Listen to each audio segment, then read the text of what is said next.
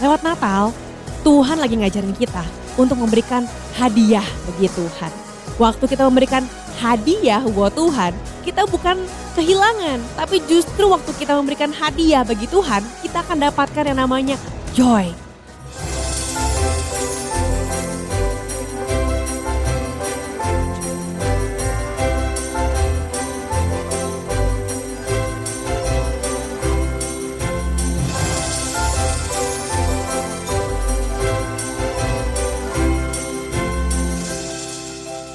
Christmas is coming guys. Siapa nih yang super excited untuk nyambut hari Natal? Jangan lupa ya teman-teman, hari Selasa tanggal 20 Desember 2022 kita akan merayakan ibadah Natal Youth Unfailing Hope. Karena kita percaya di dalam Tuhan selalu ada pengharapan apapun tantangan yang bakal kita hadapin. Pastiin kalian klaim tiketnya lewat link berikut ini karena kursinya terbatas guys. Dan tentunya jangan sampai datang terlambat ya. Kita akan open gate mulai pukul 17 di Pasir Koja 58 lantai 4. Dan khusus minggu depan, karena hari Minggu pas banget jatuh di tanggal 25 Desember, kita akan beribadah bersama secara onsite bukan di Pasir Koja 58 dan bukan juga di Bandung Utara atau Kopo.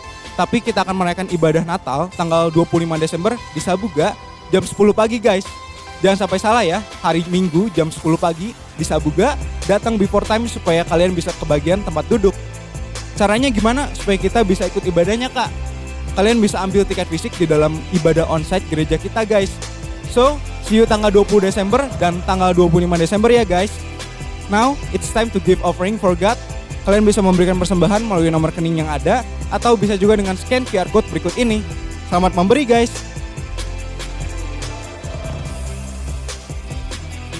So, this is the last weekend service in this year. Hope you guys enjoy the service. Kami nyatakan Engkau Allah yang setia dan hari ini kami mau bernyanyi untuk Engkau Tuhan.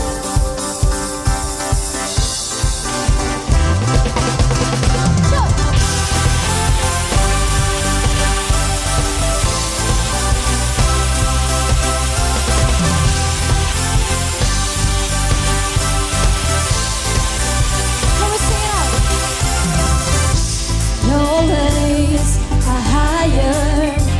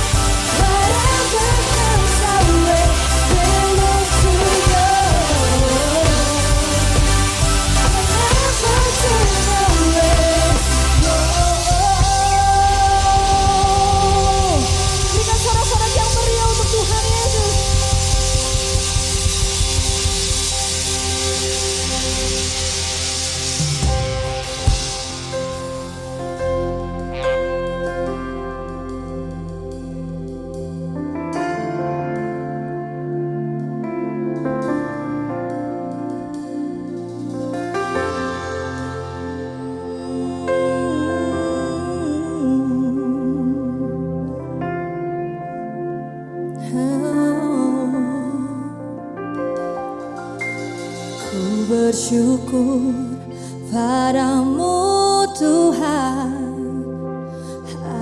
atas kasih-Mu dan bermazmur bagi nama-Mu yang kudus.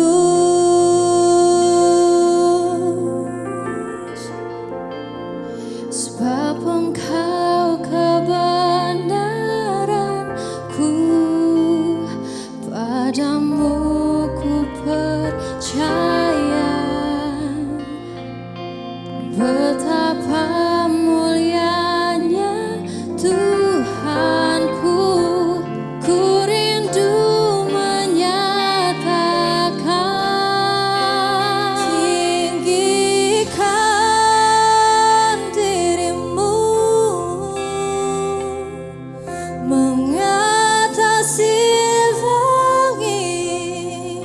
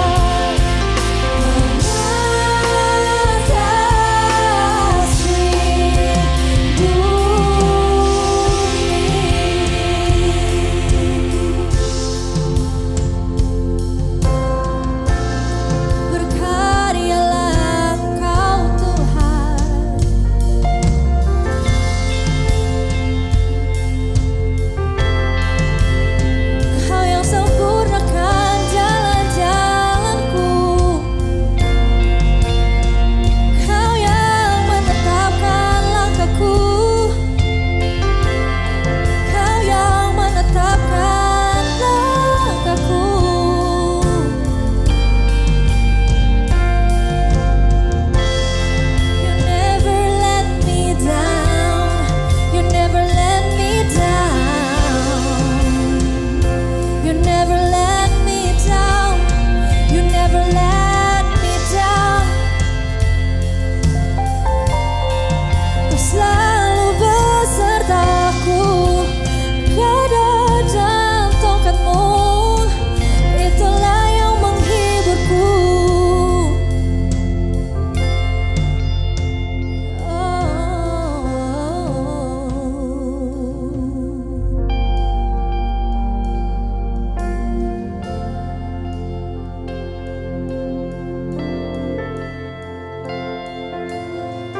Mari sama-sama kita ambil waktu untuk berdoa. Mari kita ungkapkan setiap isi hati kita untuk Tuhan. Hari ini Dia hadir, hari ini Dia ada di tengah-tengah kita. Dan siap untuk mendengarkan setiap doa dan pengharapan kita. Siap untuk melawat kita. Dimanapun kamu berada, angkat suaramu, angkat hatimu.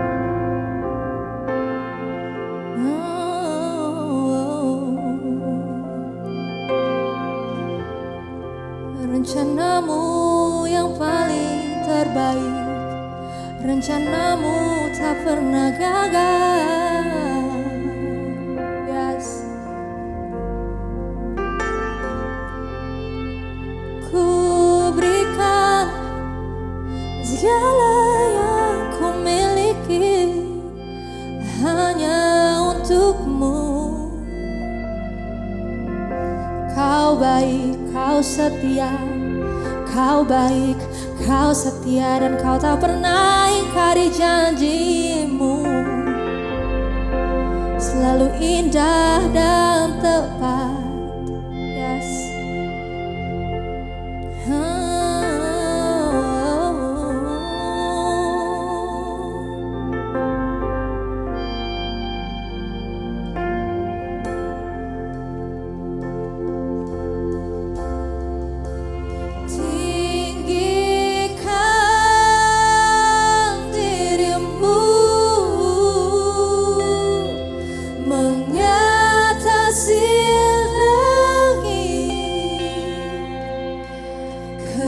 Kebesaran-Mu Tuhan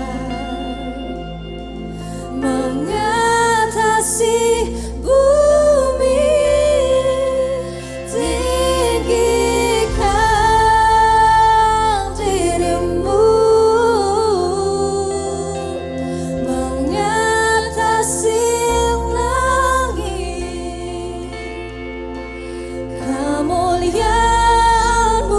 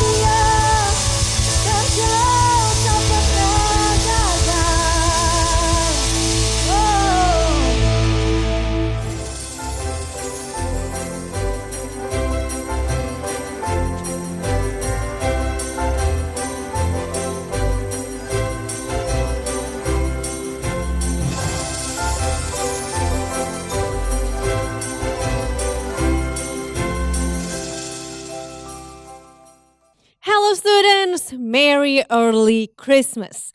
Welcome to Radiance Online Student Service. Dan pasti semua udah gak sabar menantikan hari Natal. Kita akan merayakan Natal bersama para pelajar dan mahasiswa pada tanggal 20 Desember pukul 5 sore di Pasir Koja 58. Pastikan kamu sudah dapatkan tiketnya mendaftar lewat link yang ada di layar kalian. Nah teman-teman, kalau kita sudah menantikan momen-momen yang indah di masa Natal, penantian kalian tidak akan berakhir sia-sia. Tenang aja, good things come to those who wait. Waktu kamu menantikan Tuhan, Tuhan pasti akan memberikan apa yang menjadikan kerinduan hatimu.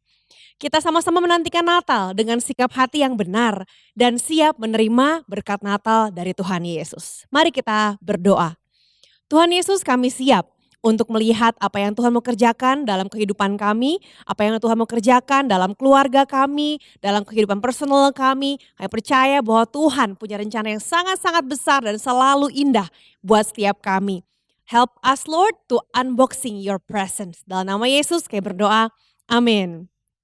Nah teman-teman, kalau lihat gambar-gambar ini, apa yang ada dalam pikiran kalian nih? Ada gambar-gambar pohon Natal, candy cane, gingerbread, snowman. Begitu lihat ornamen ini pasti sudah terbayang sesuatu ya. Pasti kalian sudah familiar banget sama benda-benda yang khas Natal. Kalau jalan-jalan ke mall, ke kafe, ke resto, kita bisa menemukan ornamen-ornamen yang khas hari Natal. Gimana perasaan teman-teman waktu melihat Christmas ornaments dan juga lagu-lagu Natal atau lagu-lagu yang menggambarkan suasana Natal diputar di waktu-waktu seperti sekarang? Ada yang seneng banget ya lagu ini bikin merasa damai, bikin merasa happy. Ada juga yang biasa aja, lagu sih lagu aja. Ada juga yang jadi teringat memori-memori masa lalu. Wah gue jadi inget nih tahun lalu waktu Natal gini atau 3 tahun lalu dan seterusnya. Ada kejadian-kejadian yang teringat. Ada juga yang punya harapan-harapan di tahun ini pengen gini Natalnya. Dan bentar lagi tahun baru aku pengen begini. Ada harapan-harapan akan masa depan. Dan macam-macam perasaan yang bisa muncul ketika kita melihat ornamen Natal dan mendengar lagu Natal. Nah kalau buat kamu, apa yang bikin kamu seneng di saat Natal? Apakah kamu paling seneng karena liburannya? Karena banyak movie baru yang nuansanya Natal? Atau karena suasananya aja Kak, asik banget karena kayak di Wonderland misalnya. Atau kumpul dengan temen, kumpul dengan saudara, acara Natal di gereja. Atau apa nih yang buat kalian bikin kalian paling seneng saat Natal? Kalau kita mau jujur, sebetulnya suasana Natal yang nyata, yang real, itu mungkin gak seindah di film-film atau di video-video hasil editan di social media. Natal bisa jadi yang kita lihat di film, di video kayaknya indah, wah kita menikmati keindahannya, kayaknya happy banget. Mungkin malah sebetulnya itu adalah musim paling sibuk bagi kita. Ada banyak acara yang harus kita urus, ada banyak waktu yang harus kita keluarkan, ada banyak tenaga yang kita harus gunakan untuk menyusun acara, untuk mengundang teman, untuk menyiapkan banyak hal. Dan di tengah acara-acara atau di tengah-tengah kepanitiaan tersebut ada banyak juga drama-drama yang terjadi lewat hubungan-hubungan yang terjadi juga.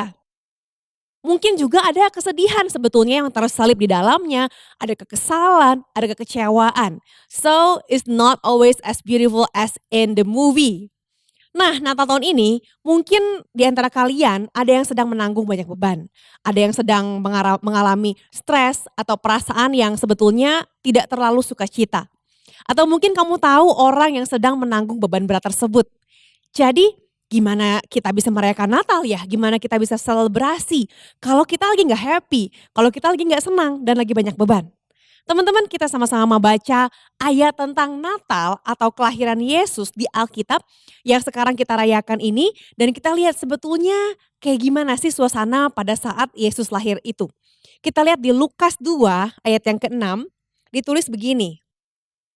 Ketika mereka di situ, tibalah waktunya bagi Maria untuk bersalin.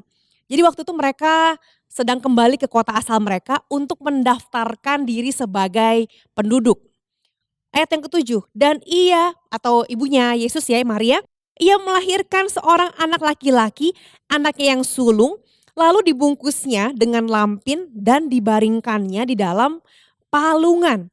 Kalian tahu apa itu palungan teman-teman? Palungan itu adalah tempat makan hewan. Pada saat itu ada domba, ada sapi. Nah, tempat makannya mereka itu disebutnya palungan. Kenapa Yesus dibaringkan di palungan? Karena tidak ada tempat bagi mereka di rumah penginapan. Dari ayat ini aja, Lukas 2 ayat 6 sampai 7, tidak indah. Tidak seperti yang di film-film. Wah, indah, nyaman, happy, penuh tawa. It's not like that. Kebayang mamahnya Yesus waktu itu, wah pusing nih udah waktunya melahirkan, waktunya bersalin. Tidak ada tempat untuk melakukan persalinan tersebut. Tidak ada lokasi yang tepat dan semuanya penuh katanya. Semua penginapan menolak mereka. Akhirnya mereka terpaksa meletakkan bayi Yesus itu di palungan. Udah nggak sesuai banget dengan imajinasi kita kalau anak raja lahir ya teman-teman. Nah, kita lanjutkan lagi. Waktu Yesus lahir di Lukas 2 ayat yang ke-10, malaikat bilang kepada orang-orang yang ada di situ, kepada para gembala bilang gini. Lalu kata malaikat itu kepada mereka, jangan takut, sebab sesungguhnya aku memberitakan kepadamu kesukaan besar untuk seluruh bangsa. Hari ini telah lahir bagimu juru selamat, yaitu Kristus Tuhan di kota Daud. Berarti waktu malaikat bilang jangan takut, kondisinya saat itu para gembala dan orang-orang yang di sekitar mereka sedang takut. Artinya tidak seindah seperti di video-video editan dengan lagu-lagu yang romantis, dengan lagu-lagu yang menyenangkan. It's not like that. Kenyataannya adalah manusia pasti mengalami yang namanya kesedihan, pasti mengalami yang namanya permasalahan. Ada hal-hal yang gak sesuai dengan harapan. Tapi waktu Yesus lahir dikatakan bahwa sesungguhnya aku memberitakan kepadamu kesukaan besar. Ada joy, ada kesukaan yang besar, ada sukacita besar. Nah teman-teman, ada beberapa fakta yang mau saya ceritakan sama teman-teman. Yang pertama, Jesus brings joy, not only happiness. Di sini dibilang bahwa ada kesukaan besar, bukan kesenangan besar. Apa bedanya ya joy and happiness? Tuhan Yesus lahir ke dunia untuk membawa sukacita, bring joy. Bukan hanya perasaan senang, bukan hanya aduh saya rasanya senang, aduh saya pengennya ngerasa aduh fuzzy-wuzzy Christmassy. Gak cuman hanya itu teman-teman. Tapi ada joy, ada sukacita. Dan kalau happiness, senang namanya suweneng itu kita gak rasa senang tergantung dari keadaan. Tergantung dari circumstances kita. Tergantung dari apa yang sedang terjadi. Kalau yang terjadi itu hal yang bikin kita senang, pas banget sama apa yang kita mau, sesuai dengan rencana kita senang. Tapi kalau rencana kita gagal, bayangan kita hancur, ada hal buruk, ada tragedi, ada hal yang bikin kita sedih, atau bikin kita takut dan khawatir, kita bakal susah buat merasa happy. Kita bakal susah buat ngerasa senang. Tapi joy itu melampaui semua kejadian yang terjadi di dalam kehidupan kita. Joy itu bukan berarti kita harus happy. Joy dapat kita alami walaupun situasi dan kejadian sekitar tidak mendukung. Joy knows problems exist but doesn't give them all the power. Walaupun kita sedang ada masalah dan pikiran kita tahu masalah itu ada, hati kita tetap dipenuhi sukacita Allah dan hal tersebut tidak dapat dibuat-buat. You can fake happiness but you cannot fake joy. Pura-pura senang bisa, ada banyak orang yang pura-pura senang, yang ketawa-ketawa di luar, tapi sebenarnya hatinya sedih. Kelihatannya dari luar kayaknya, oh dia mah gak pernah ada masalah, dia kayaknya hidupnya selalu happy. Padahal belum tentu. Belum tentu orang-orang yang punya senyum selalu di wajahnya, hatinya pun ikut tersenyum. Belum tentu. Nah teman-teman, joy itu bersumber dari dalam keluar, bukan dari luar ke dalam. Jadi yang pertama, Tuhan Yesus menjanjikan sukacita, bukan cuman senang. Yang kedua, Jesus never promised to make us happy. Tuhan Yesus gak pernah berjanji dalam Alkitab, kalau kamu menerima Yesus sebagai Tuhan dan Juru Selamat, kamu akan selalu happy hidupnya seumur hidup. Gak pernah. Tuhan Yesus gak pernah janji untuk bikin kita selalu senang terus kalau kita jadi orang Kristen. Tuhan Yesus menjanjikan untuk membuat mimpi kita nyata. Kalau Tuhan berikan kamu mimpi, dia janji untuk membuat mimpimu nyata bersama-sama dengan Tuhan. Dia janji memberikan jalan keluar dari masalah yang sesuai dengan jalan Tuhan. So if you have problem, kalau kamu punya masalah, that's good. Artinya Tuhan pun akan memberikan jalan keluar. Lalu Yesus janji buat menjawab doa-doa kita. Kita doa apa? Tuhan janji, aku akan jawab sesuai dengan kebutuhanmu, sesuai dengan keperluanmu. Dan Yesus juga janji buat bantuin kita ngelewatin semua kesulitan-kesulitan hidup. Difficulty, pain, and conflict are unavoidable parts of life. Kita nggak bisa menyingkirkan kesulitan, sakit hati, kekecewaan dari kehidupan kita. Tuhan tidak akan menghilangkan semua itu, tapi Dia akan menuntun kita dalam melewatinya. Yang ketiga, we all have scars, but Jesus is the source of joy. Semua manusia punya luka masing-masing. Hatinya pasti pernah merasakan sedih, pasti pernah merasakan sakit, dan luka-luka itu disebabkan oleh masalah dan kesulitan yang manusia alami, yang saya alami, yang kamu alami.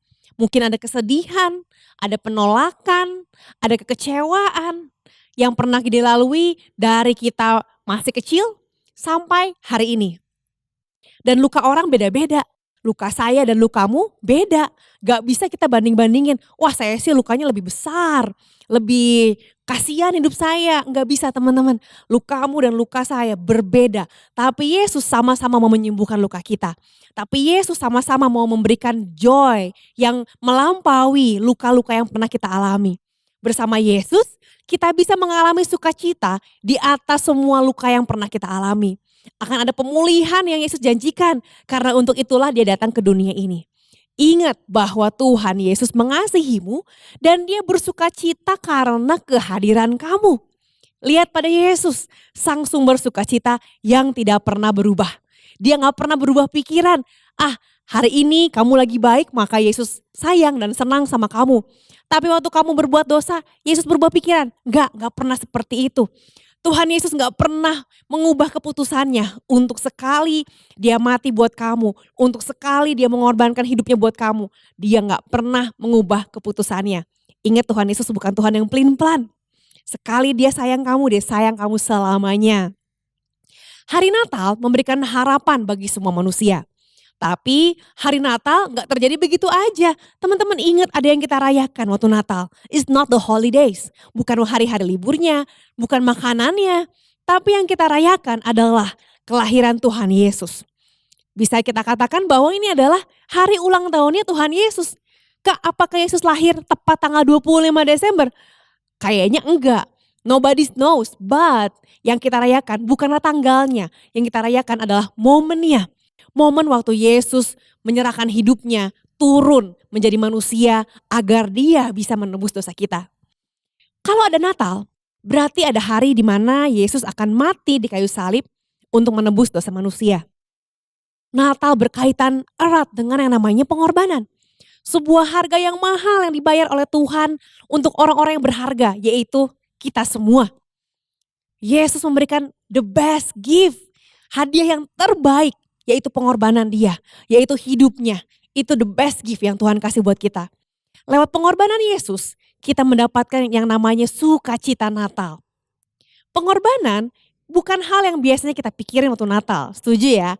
Kalau kita mikirin Natal, kita kepikirnya kado-kado, wah mau ngasih apa nih buat temen, wah pengen bikin apa, atau ada yang bakal ngasih apa gak ya ke saya.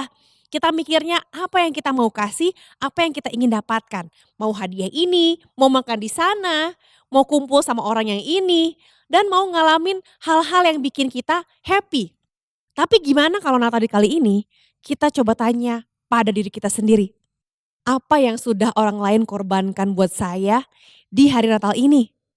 Mungkin ada orang-orang yang mengorbankan waktunya untuk bertemu dengan kita, untuk mendoakan kita, untuk just help us, menolong kita di hal-hal yang kita sendiri gak bisa hadapin sendiri.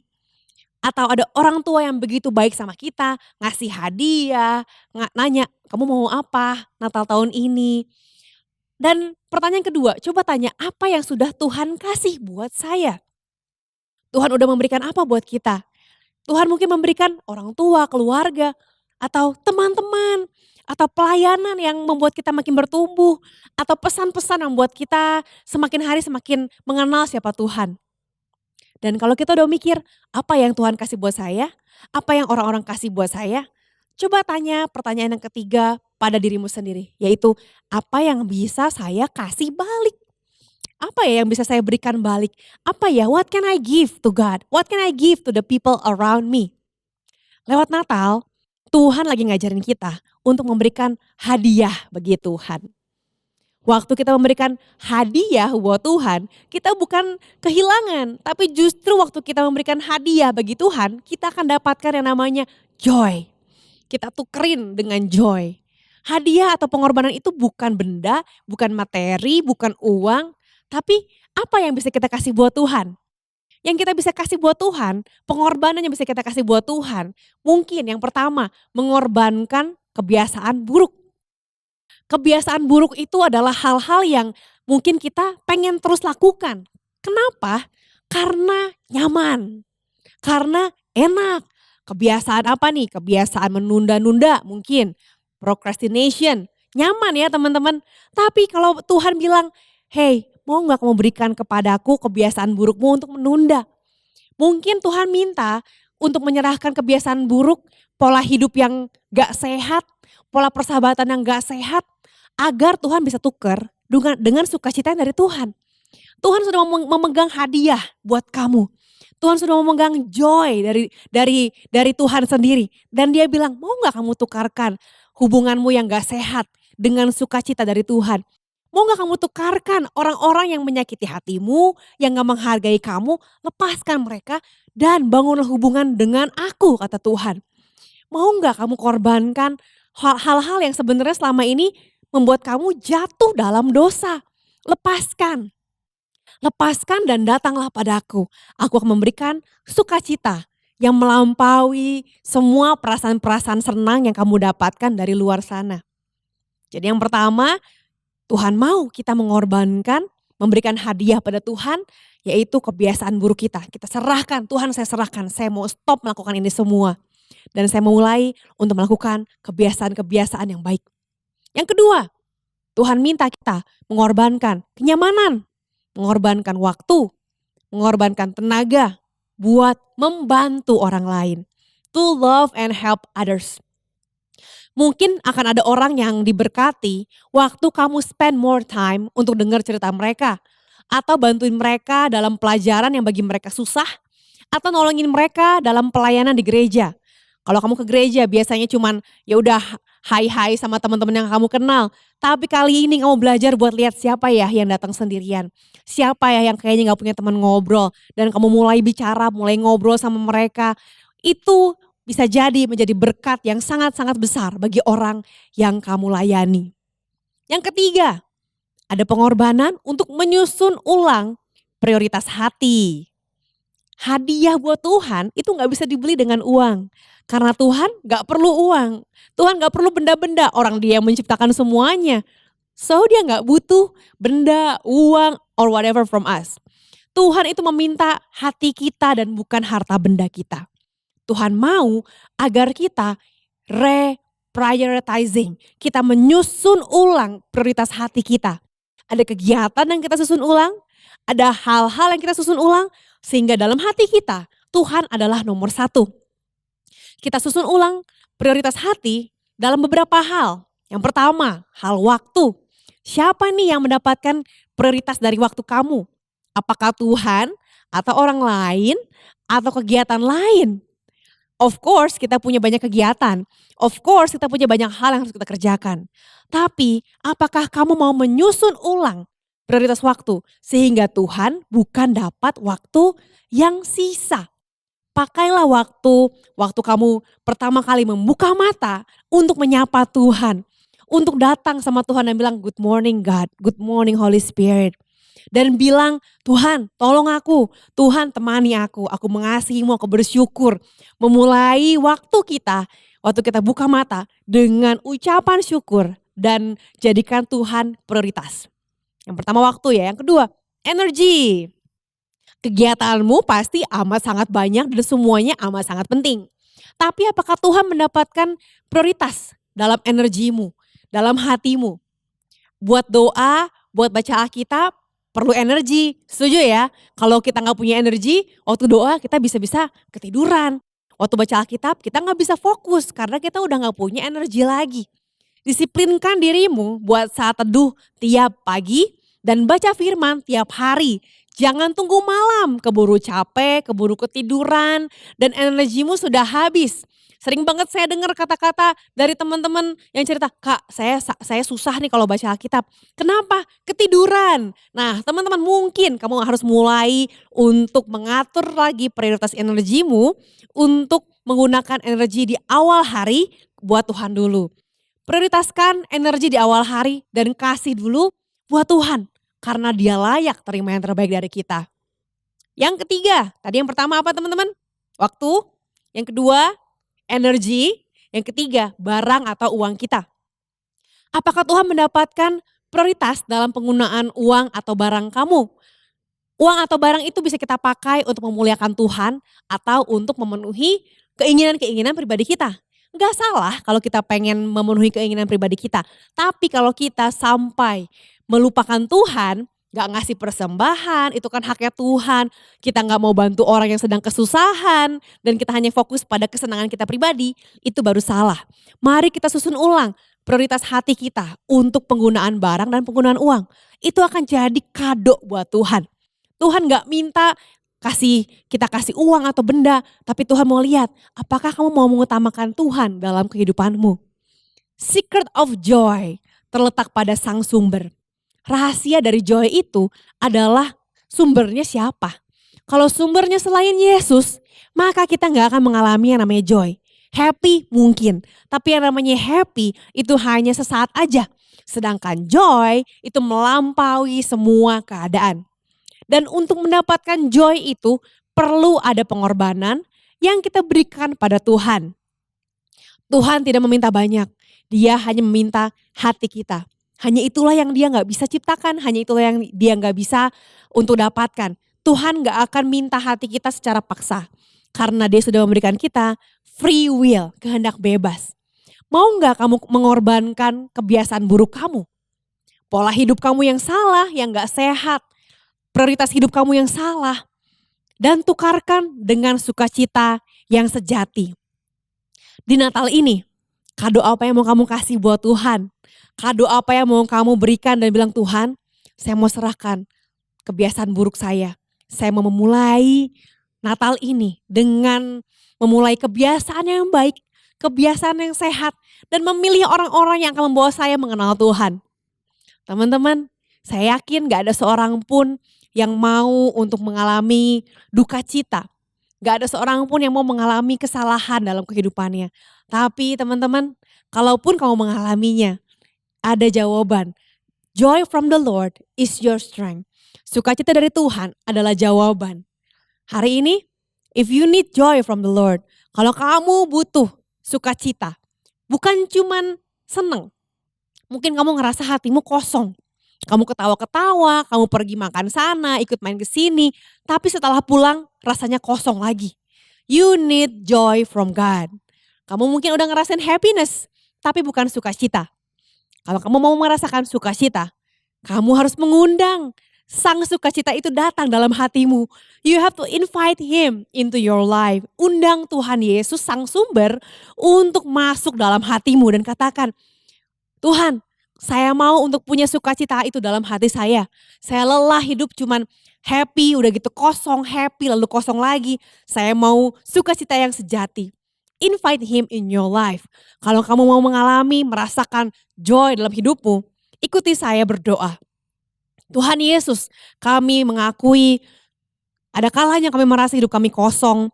Ada kalanya kami merasa waktu kami pulang, kami merasa kosong. Dan kekosongan itu hanya bisa dipenuhi oleh kasih-Mu. Kekosongan itu hanya bisa dipenuhi oleh sang sumber, yaitu Engkau sendiri, Yesus Kristus yang lahir bagi kami. Dan hari ini saya mau menerima Engkau sebagai Tuhan dan Juru Selamat. Jadilah Tuhan, jadilah Raja, jadilah sumber sukacitaku seumur hidupku. Di dalam nama Tuhan Yesus. Yang kedua, kalau kamu mau memberikan hadiah, kado ulang tahun yang terindah bagi Tuhan Yesus.